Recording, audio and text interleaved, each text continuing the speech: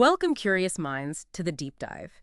Today, we're plunging into one of the body's most intricate and vital systems, the hormones that orchestrate your fuel metabolism. Yeah, intricate is definitely the word. Think of it as your body's ultimate energy management team, kind of constantly balancing what you eat with what you actually need. It truly is a fascinating and complex orchestration. Our deep dive today, drawing from Marks Basic Medical Biochemistry, is really designed to give you a clear, concise understanding of these key hormonal players. Okay. Their pathways and why they're so crucial for your health. We'll unpack how your body stores energy after a meal, how it mobilizes fuels during stress, and, well, what happens when these systems go awry. Right. Get ready to connect the dots between some pretty complex biochemistry and real-world health with insights that should hopefully make these systems click into place. Okay, so let's unpack this. Starting with our body's primary architect for building and storage, insulin. What's its fundamental role? What does it actually do? Right, insulin. It's the major anabolic hormone, meaning it's all about building up and storing things. Anabolic, okay. Yeah. So when you eat and your blood glucose levels rise, insulin steps in to promote storage. It basically tells your liver and muscles, hey, take this glucose, store it as glycogen. Right. And it tells your adipose tissue, your fat tissue, to store fats as triacylglycerols. Gotcha. It also stimulates protein synthesis, so it's putting nutrients into long-term savings. And importantly, it also inhibits the release of these stored fuels. It prevents your body from immediately dipping back into those reserves. So it locks it down. Exactly. It even has these local paracrine actions within the pancreas itself, directly suppressing glucagon release from the cells right next door. So it's the ultimate save-for-later signal. But insulin doesn't work alone, does it? What about its strategic partner, amylin? That's right. Amylin is a smaller peptide, only 37 amino acids, and it's secreted right alongside insulin from those pancreatic beta cells after a meal. Think of it as insulin's maybe stealthy assistant. It further helps reduce blood glucose. How does it do that? Well, it suppresses glucagon secretion after you eat. It slows down how quickly your stomach empties nutrients into your bloodstream. Ah, so it smooths out the absorption. Precisely. And it even contributes to that feeling of fullness, satiety, which helps reduce how much food you take in.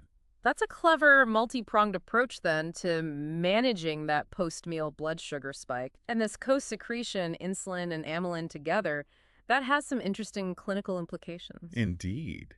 In type 1 diabetes, where the beta cells are destroyed, individuals lose the ability to secrete both insulin and amylin. Right. Makes sense. And this helps explain why insulin therapy alone can sometimes, fall short in getting really comprehensive blood glucose management. We actually use a drug called pramlintide. Pramlintide? Yeah, it's an amylin analog. It mimics amylin's actions. It's used to treat both type 1 and type 2 diabetes. It could cause nausea in some patients, though. That's a known side effect. Okay. So if insulin is the storage master, the put-it-away hormone, we need hormones that can do the opposite, right? Mobilize fuels when we need them. Exactly. This is where the counterregulatory hormones come in. Exactly. Counterregulatory, or something called contrainsular, just means their actions generally oppose insulin. Okay. They're crucial for making sure glucose is available, especially, say, between meals or during stress. They act really rapidly to adjust enzyme activity. Who's the major player in this rapid response team? Glucagon is the primary one. It's produced in the alpha cells of the pancreas, neighbors to the insulin-producing beta cells. Right. And it signals the liver to release stored glucose. It does this through glycogenolysis, basically breaking down that stored glycogen. Yeah, down glycogen, okay. And also to make brand new glucose from other sources, which is gluconeogenesis. Gluconeogenesis, got it. It also promotes ketogenesis, making ketone bodies.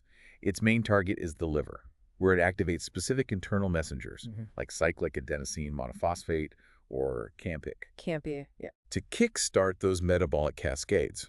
You can think of glucagon as the body's emergency alert system, ensuring a constant fuel supply, particularly for the brain. That sounds like a powerful, rapid response. What about the ones everyone knows, the fight-or-flight hormones? Ah, yes. Those are the catecholamines, primarily epinephrine, which you might know as adrenaline, and norepinephrine. Right. They're secreted by your adrenal medulla, the inner part of your adrenal glands, and they're absolutely vital for adapting to acute stress, think pain, intense exercise, or even a sudden drop in blood sugar, hypoglycemia. Okay. These hormones rapidly mobilize fuels from storage. They accelerate the breakdown of glycogen, especially in muscle and fat, to provide immediate energy. And crucially, They also suppress insulin secretion. Why suppress insulin? Well, you want the fuel to be used for the emergency, right? Not put away Mm-hmm. into storage. So suppressing insulin helps ensure that. Makes sense. So they're getting the body ready for immediate action. What happens if there's an issue, like if these are being overproduced all the time? Well, that can happen. A rare but significant condition is a pheochromocytoma. Pheochromocytoma. It's a tumor of the adrenal medulla that secretes excessive epinephrine and norepinephrine. Patients experience really dramatic symptoms, sudden spikes in blood pressure, heart palpitations, severe throbbing headaches, profuse sweating. Wow. And because these hormones constantly mobilize fuels and suppress insulin, chronic hypersecretion can lead to impaired glucose tolerance or even develop into overt diabetes. How would you diagnose that? Those symptoms sound quite episodic. They can be. Measuring the hormones directly in the blood can be tricky because levels fluctuate. So we often diagnose this by measuring their stable breakdown products, their metabolites, like VMA, vanillyl-mandelic acid, in a 24-hour urine collection. Okay. That gives a better overall picture. Exactly. It shows the total production over a day, smoothing out those peaks and troughs. All right. Moving beyond those immediate needs, some hormones play a longer game, preparing the body for more sustained challenges. Let's talk about cortisol. Most of us just know it as the stress hormone, but what's its specific role in, like, reshaping our fuel metabolism? Yeah, cortisol, a glucocorticoid, is definitely about long-term stress preparedness, but it works differently than epinephrine. Its primary action is altering gene expression, which takes longer. Okay, so slower, more strategic changes. Right. It strategically reshuffles your body's fuel stores. It actually inhibits the building of DNA, RNA, and protein in many tissues. Inhibits building. Yes, and instead it stimulates the breakdown of these macromolecules. So you get proteolysis, protein breakdown in muscle, for example, releasing amino acids. It also promotes lipolysis, fat breakdown, and peripheral fat tissue. So it's breaking down some tissues to free up resources. For what purpose? Precisely. Those freed amino acids and also glycerol from fat breakdown travel to the liver, and there they become the raw materials for gluconeogenesis, making new glucose, and also for glycogen storage in the liver. So it fills the liver's tank. Exactly. And cortisol also inhibits glucose uptake by many peripheral tissues like muscle and fat. This helps ensure the nervous system, which heavily relies on glucose, has a priority supply. It's essentially stocking the liver's glucose reserves in anticipation of future alarm signals from epinephrine, ensuring the body can sustain a fight or flee response if needed. This sounds like it could cause serious problems if it's constantly high, though. We had a listener, Chet S., describe some symptoms that sound like they might fit here. Okay, what did Chet S. describe?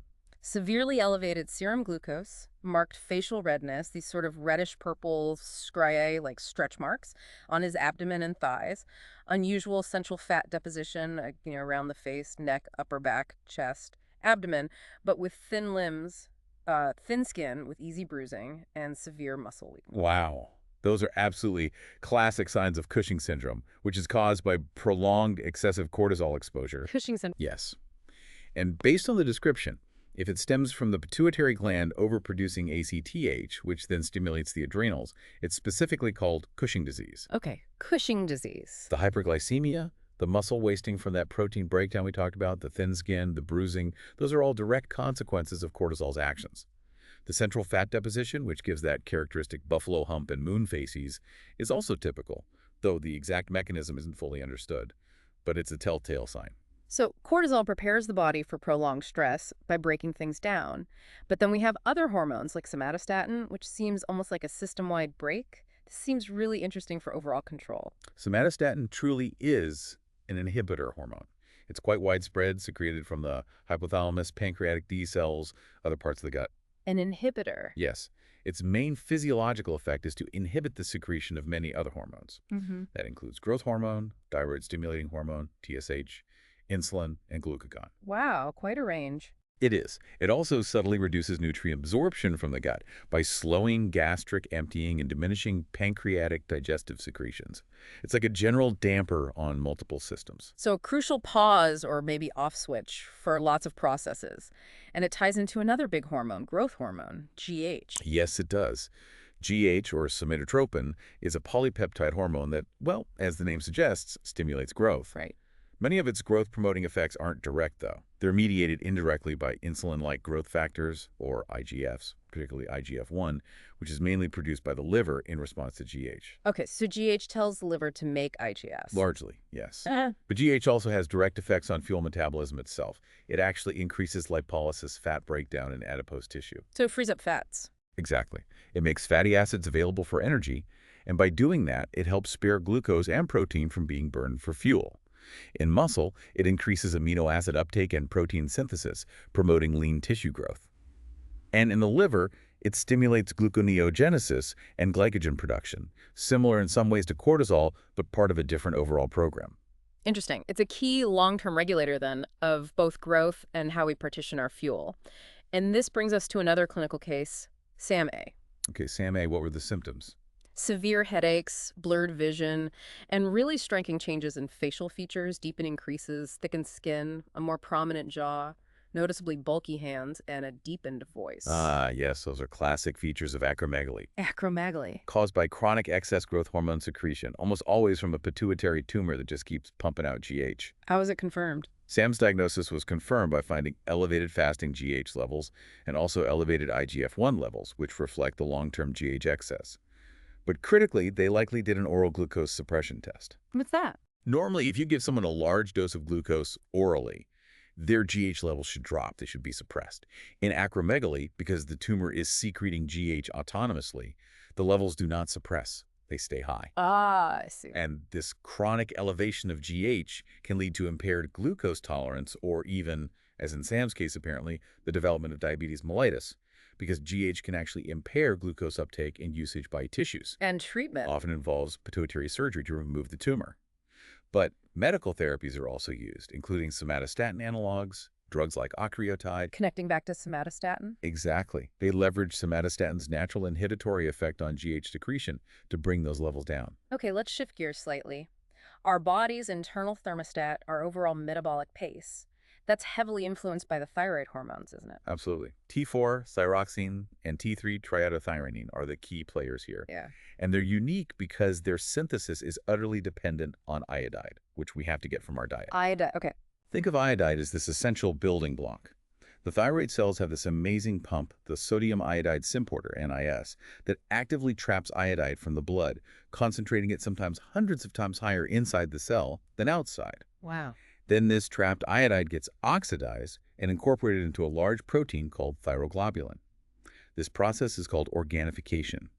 MIT and DIT residues are formed. They couple together to make T3 and T4, still attached to thyroglobulin, where they're stored until needed. That's quite a process just to make these hormones. So iodide is absolutely critical. What controls the release of T3 and T4? The main regulator is thyroid-stimulating hormone, or TSH, which comes from the anterior pituitary gland. TSH. TSH stimulates pretty much every single phase of thyroid hormone synthesis and release the iodide trapping, the synthesis, the release from thyroglobulin. And what controls TSH? TSH secretion itself is controlled by thyrotropin-releasing hormone, TRH, from the hypothalamus, way up in the brain.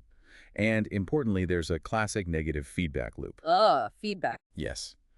High levels of thyroid hormone, particularly T3, in the blood feedback to inhibit both TRH release from the hypothalamus and TSH release from the pituitary. Keeps things in balance. What happens if you don't get enough iodine?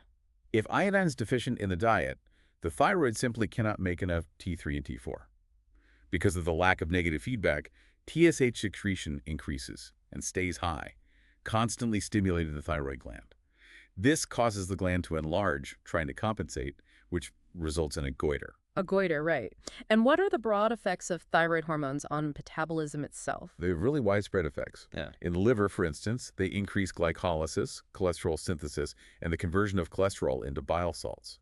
They also, interestingly, sensitize the liver cells to the actions of epinephrine. Sensitize them. Yeah, they make the liver more responsive to epinephrine's signal to break down glycogen and make new glucose, so they indirectly boost glucose production when needed. In fat cells, T3 enhances lipolysis, the breakdown of fat, especially in response to epinephrine. In muscle, it increases glucose uptake and also stimulates protein synthesis, supporting tissue growth and turnover. I've also heard about their role in body temperature. How does that work? That's a major effect, the calorigenic effect, meaning heat producing. Calorigenic. T3 essentially revs up your internal engine. It sensitizes the sympathetic nervous system to cold, increasing norepinephrine release. This can stimulate thermogenin in brown adipose tissue, which uncouples energy production from ATP synthesis to just generate heat. Right, brown fat. And maybe even more broadly, it increases the activity and the number of those NAN plus K plus ATPase pumps found in almost all cell membranes. These pumps use a lot of ATP. The sodium-potassium pump, yeah. Exactly. And the process of using that ATP generates heat. This increased pump activity contributes significantly to your basal metabolic rate, the energy you burn just existing, and therefore helps regulate body temperature. Fascinating. We often focus on the big glands, pancreas, adrenals, thyroid. But our gastrointestinal tract, our gut, plays a surprisingly significant role in fuel metabolism too, doesn't it? Absolutely. It's easy to overlook, but beyond just digestion, your gut is a major endocrine organ. It's practically a hormone factory. A hormone factory, I like that. Yeah. Many peptides are released. Some, like gastrin or motilin, primarily manage the digestive process itself, motility, secretions, but others have more direct impacts on overall fuel handling. For instance, ghrelin. Ah, the hunger hormone. That's one. Produced mainly in the stomach, especially when it's empty. It travels to the brain, activates specific pathways in the hypothalamus, leading to the release of neuropeptide Y, which potently stimulates appetite. It tells your brain, feed me. Makes sense. It's being looked at for anti-obesity treatments, right? Definitely an active area of research, yes. Right. Blocking ghrelin or its receptor is one strategy being explored. But maybe the real stars from the gut in terms of metabolic regulation are the incretins? Precisely. The two major incretins are glucagon-like peptide 1, GLP-1, and glucose-dependent insulinotropic polypeptide, GIP. GLP-1 and GIP. They're synthesized in specialized endocrine cells scattered throughout the lining of the small and large intestine. And they are absolutely crucial because they significantly enhance insulin synthesis and release from the pancreatic beta cells after you eat a meal. Enhance insulin release. Yes, but in a very smart way, it's glucose-dependent, meaning they boost insulin secretion much more when blood glucose is high, like after a meal, and less so when it's low. This is known as the incretin effect. The incretin effect. It explains a really interesting observation. Why taking glucose orally leads to a much, much stronger insulin response than giving the same amount of glucose intravenously. Ah, because the IV glucose bypasses the gut, so no incretins are released. Exactly. That oral glucose stimulates GLP-1 and GIP release, which then primes the pancreas to release more insulin. This effect can account for up to 70% of the insulin secreted after oral glucose. So they're like the VIP pass for insulin, making sure it gets released effectively when food is actually in the gut, not just when glucose shows up in the blood. That's a fantastic analogy, yes. Yeah. And they do more. GLP-1 also inhibits glucagon secretion from the alpha cells, which further helps lower blood sugar. It slows gastric emptying, contributed to that smoothing effect we talked about with amylin. Right. And they even seem to have positive effects on pancreatic islet cell survival and growth. Really important hormones. This sounds incredibly relevant for type 2 diabetes. Hugely relevant. The problem is native incretins, both GLP-1 and GIP, have very short half-lives in the blood. They get broken down extremely quickly by an enzyme called dipeptidyl peptidase 4 or DPP4. DPP4, okay. So a major pharmaceutical strategy for type 2 diabetes has been to harness this incretin effect. There are two main approaches. One is developing incretin mimetics drugs like exenatide or liraglutide, which are similar to GLP-1 but engineered to be resistant to breakdown by DPP4, so they last longer. Okay, mimics that last longer. Right. The other approach is using DPP4 inhibitors, drugs like sitagliptin. These block the DPP4 enzyme itself. Ah, so they protect your own natural incretins. Exactly. They prolong the life of the GLP-1 and GIP your own body produces after a meal, boosting their effect on insulin release. Both approaches have become mainstays in diabetes treatment. This really highlights how understanding the details pays off. Does this understanding of incretins also shed light on why things like gastric bypass surgery often lead to such rapid improvements in blood sugar, sometimes even before much weight is lost? It absolutely does. It's a fascinating area. The rapid resolution or significant improvement of type 2 diabetes, often seen very quickly after certain types of gastric bypass surgery, seems to be strongly linked to hormonal changes, not just calorie restriction or weight loss. Really? Yes. Studies show that these surgeries can lead to a sustained increase in post-meal levels of both amylin and, importantly, GLP-1.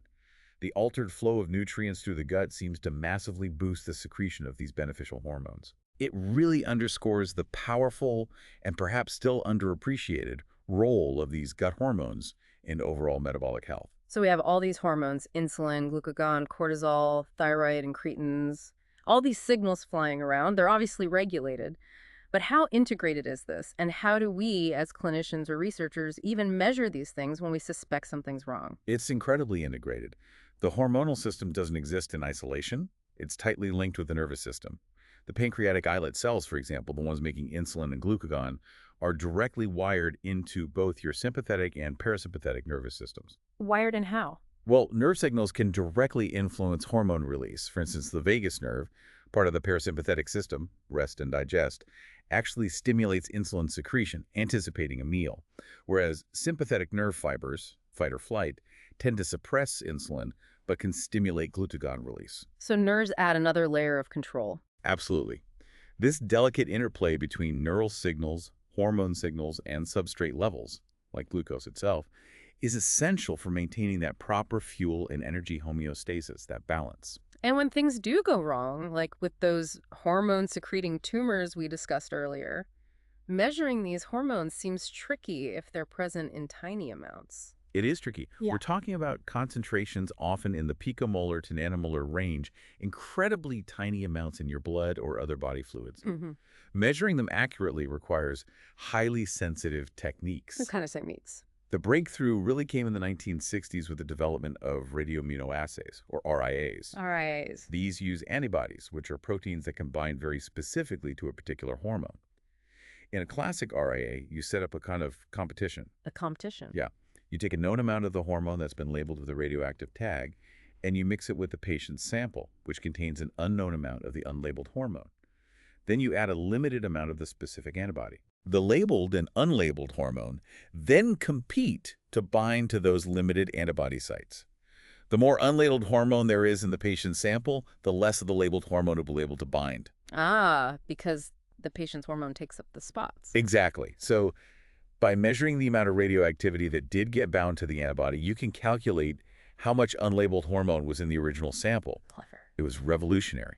Since then, even more sensitive techniques have been developed, like the sandwich immunoassay, which uses two different antibodies for greater specificity, often linked to enzymes instead of radioactivity. That's the basis for ELISA, or enzyme-linked immunosorbent assay. ELISA, right. Heard of that. These methods allow for incredible precision, down to measuring less than a nanogram, a billionth of a gram of protein, which is absolutely critical for diagnosing these conditions accurately. That's incredible sensitivity. So combining these sensitive measurements with the clinical picture, the symptoms, is how we can pinpoint conditions like the Cushing's in Chat-S or the acromegaly in SAM-A. Precisely. And for diagnosing these secretory tumors, it's often not enough just to see that the basal hormone level is high. Why not? Because hormone levels can fluctuate. The key is to demonstrate that the hypersecretion is autonomous. Autonomous. Meaning it's happening independently, it's not responding to the normal physiological control mechanisms that would usually suppress secretion from a healthy gland. It's just churning out the hormone regardless. Okay, like it's gone rogue. Exactly. That's why we use tests like the oral glucose suppression test for acromegaly, like in SAM-A's case. Giving glucose should suppress GH. If it doesn't, it confirms the autonomous secretion from the tumor. Similarly, for Cushing's, we might use a dexamethasone suppression test to see if cortisol production can be normally suppressed. Failure to suppress points towards autonomous production. Wow, what a journey through this really intricate world of hormonal regulation. I mean, from insulin carefully storing our energy to cortisol getting us ready for battle, and then the subtle but clearly powerful influence of gut hormones. It's so clear how interconnected these systems are in managing our metabolism. It really is. We've seen how each hormone plays its unique, specific part, but also how they talk to each other, how they're regulated, and how imbalances, like we saw in Cushing's disease or acromegaly, can manifest with such profound, system-wide clinical effects. The body's dedication to energy homeostasis, keeping things balanced even under stress, is truly remarkable when you look at it this way. Absolutely. And seeing how the development of new treatments, like those incretin mimetics or DPP-4 inhibitors, directly stems from understanding these precise biochemical pathways, it really shows how this knowledge translates directly into improving human health. Definitely. And as you reflect on this deep dive, maybe consider this provocative thought. Given how much we're still learning, especially about the complexity of GI hormones and their interactions, How might future breakthroughs in understanding the fine-tuning of this hormonal orchestra fundamentally change our entire approach to chronic metabolic diseases like obesity and diabetes? That's a great question to ponder. Thank you for diving deep with us today and trusting us to guide you through this fascinating and sometimes complex material from Marks. We really hope this has equipped you with a clearer, maybe more profound understanding of how your incredible body manages its fuel day in and day out.